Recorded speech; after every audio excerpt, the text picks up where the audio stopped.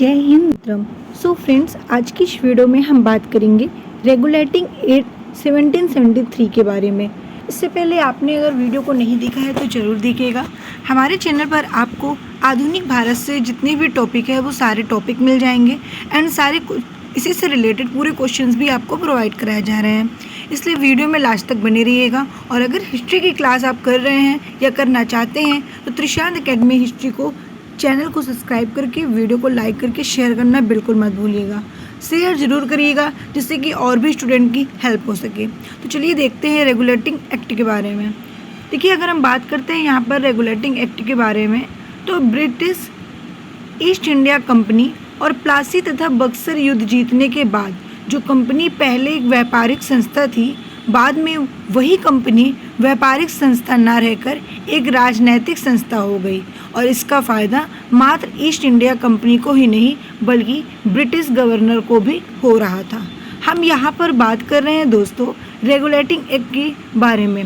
Regulating act कैसे start हुआ, तो यहाँ पर प्लासी तथा बक्सर युद्ध जीतने के बाद की स्टोरी है। जब प्लासी तथा बक्सर का युद्ध हुआ और इसमें जीतने के बाद जो कंपनी व्यापारिक संस्था थी वही कंपनी बाद में जाकर एक राजनैतिक संस्था बन गई और इससे ब्रिटिश गवर्नमेंट और ईस्ट इंडिया कंपनी को फ़ायदा हुआ। ब्रिटिश जो इंडिया थी आपकी, ठीक है, वो ईस्ट इंडिया कंपनी को व्यापार करने का एक अधिकार था और यह एक अधिकार ईस्ट इंडिया कंपनी को मुफ्त में नहीं मिली थी। उसके अलावा इसने बदले में ईस्ट इंडिया कंपनी को ब्रिटिश सरकार को 4 लाख रुपए का इन्होंने टोटल फंड भी दिया था। उसके बाद ही उन्हें ये काम करने को मिला था। लेकिन 1768 के बाद ईस्ट इंडिया कंपनी के वित्तीय हालात काफ़ी ज़्यादा ख़राब हो चुके थे और जैसे उनकी हालात ख़राब हुआ, ईस्ट इंडिया कंपनी का दिवाला निकल रहा था। यानी कि east India company bank corrupt हो चुकी थी और उसने ब्रिटिश सरकार को पैसा देना बंद कर दिया था। और जब वो ब्रिटिश सरकार को पैसा देना बंद कर दिया तो पैसा आज नहीं तो कल तो मिलेगा ही, लेकिन 1768 के बाद ब्रिटिश ईस्ट इंडिया कंपनी की फाइनेंशियल हालत दिन प्रतिदिन खराब हो रही थी और वहीं पर ईस्ट इंडिया कंपनी ब्रिटिश सरकार को पैसे देने की बजाय ब्रिटिश सरकार को वो 1 लाख फंड कर्ज पर देने की सिफारिश की। और इसका पहला जो कारण था वो ये था कि बंगाल में भयंकर सूखा तथा अकाल पड़ना, जिसकी वजह से उसने ऐसा किया।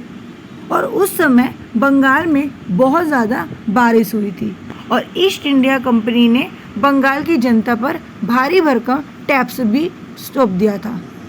जैसे कि कहने का मतलब है, एक तो ऐसे ही भयंकर सूखा अकाल पड़ गया और उनका लॉस हो गया, ऊपर से बंगाल में बहुत सारी बारिश हुई और ईस्ट इंडिया कंपनी ने ही बंगाल की जनता पर बहुत ही ज़्यादा टैक्स थोप दिया, जिससे बंगाल की जनता का जीना और भी दुर्भर हो गया था। उसी दौरान खाने की इतनी कमी पड़ चुकी थी कि बंगाल की 1/3 जनता भूख से तड़प तड़प कर मर चुकी थी। ईस्ट इंडिया कंपनी के जो व्यापार भी थे, इसका पूरा असर पड़ा और इस घटना ने कंपनी को काफ़ी नुकसान की तरफ ढकेल दिया, यानी काफ़ी नुकसान हो गया। अब कंपनी का दिवालिया होने के कगार पर पहुंचने का क्या क्या कारण थे, इसके बारे में जानिए।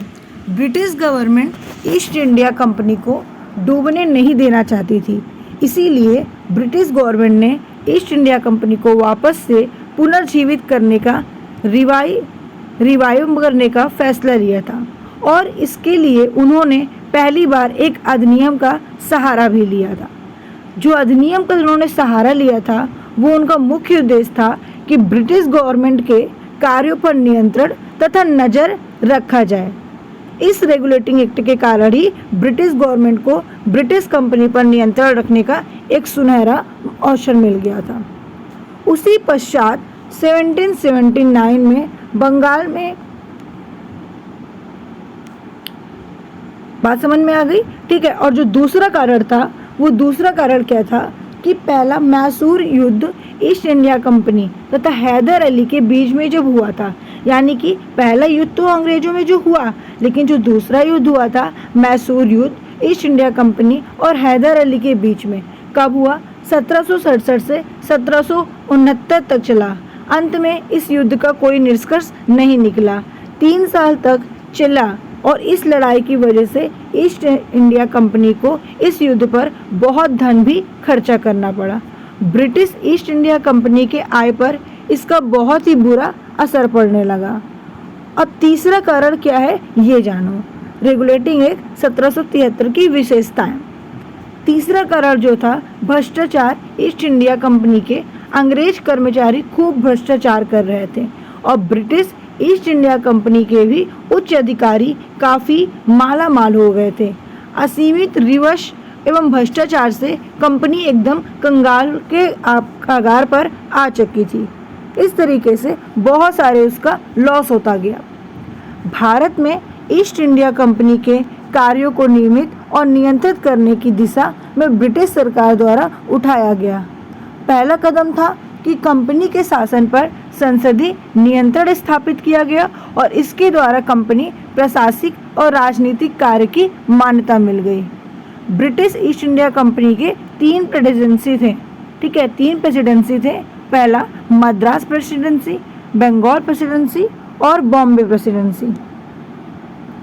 अब यहाँ पर समझना ये है कि इस एक्ट के तहत बंगाल के जो गवर्नर थे, बंगाल का गवर्नर जनरल बन गया था और बॉम्बे प्रेसिडेंसी और मद्रास प्रेसिडेंसी को गवर्नर ऑफ बंगाल को रिपोर्ट करना पड़ता था।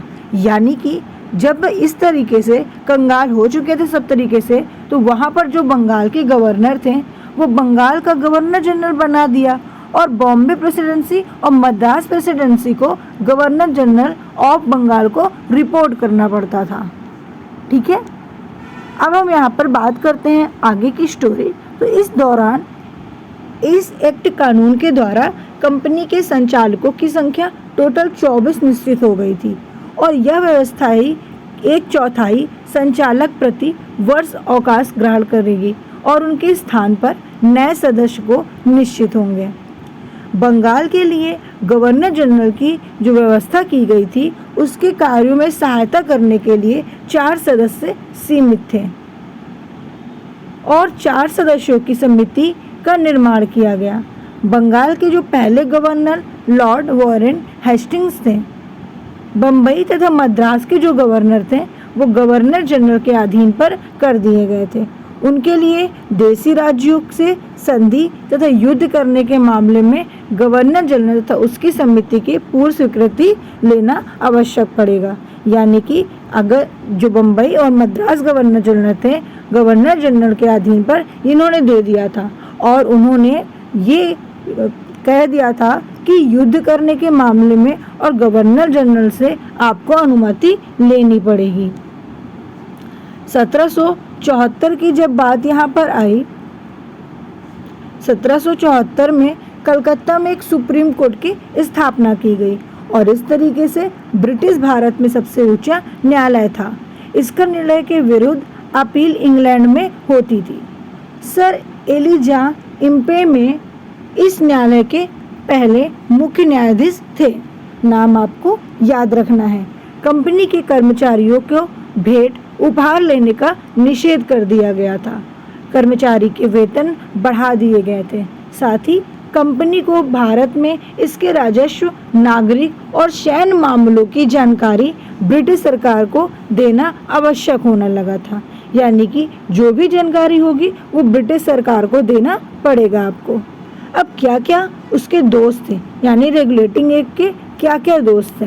दोष की अगर हम बात करें तो इस एक्ट का मुख्य दोष था कि गवर्नर जनरल को अपनी कौशल के बहुमत के अनुसार कार्य करना पड़ता था और जिससे कि गवर्नर जनरल को निष्क्रिय रहना पड़ता था। दूसरा दोष था गवर्नर जनरल और मद्रास व बम्बई के गवर्नर का संबंध दोषपूर्ण था। मद्रास तथा बम्बई के जो गवर्नर पर बंगाल सरकार का नियंत्रण था और वह भी स्पष्ट नहीं था कि वे इसके बिना अनुमति के देशों राज्यों में युद्ध व संधि नहीं करते थे। साथ ही इसका बहुत बड़ा एक और भी दोष था। ये दोष काफ़ी बड़ा था। गवर्नर जनरल तथा उसकी काउंसिल के अनुसार सुप्रीम कोर्ट का संबंध स्पष्ट नहीं किया गया था। इससे अधिकार क्षेत्र के लिए संघर्ष हुआ करता था। तो इस तरीके से सुप्रीम कोर्ट को न्याय संबंधी मामलों में इंग्लैंड के नियमों के अनुसरण करना पड़ता था, जो इस देश के लिए उपयुक्त न थे। इसके अतिरिक्त सुप्रीम कोर्ट का अधिकार क्षेत्र भी सुस्पष्ट न था, लेकिन उनको बात माननी पड़ी और उनको उनके अकॉर्डिंग काम करना पड़ा। साथ ही कंपनी के कर्मचारी के निजी व्यापार पर नियंत्रण लगाया गया और उनकी आय में वृद्धि नहीं की गई, जिससे कि उनकी आमदनी बढ़ाने के लिए एक अन्य उपाय सोचने लगे और भ्रष्टाचार तथा घूसखोरी बहुत ज़्यादा बढ़ती गई।